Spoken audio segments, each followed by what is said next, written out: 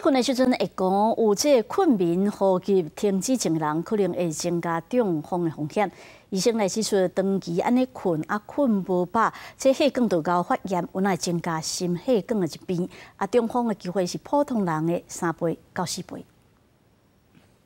困的时阵会讲，可能会增加中风的机会。进前有一名45岁陈小姐，无三关节的慢性病的问题，超音波检查了后，所发现阿妈棍的动脉内中膜有变高的情形，原来是伊有困眠呼吸中止症。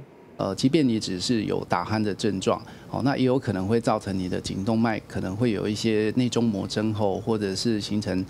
粥状样的这个斑块的形成。然后一旦你有这个内中膜增厚或者是斑块的形成，那发生中风的风险就会比一般人要高。医生就讲，有困眠呼吸中止症的人，困的时阵较会吸无气、较浅眠，长期落来会困无饱，困的时阵欠空气，血管容易引起发炎，增加心血管的疾病。中风的机会是一般人的3倍到4倍，建议困得高的人要特别注意。你有一些这个身体上面的，比如说像你有鼻子的过敏啊，或者是说你有这个肥胖的问题，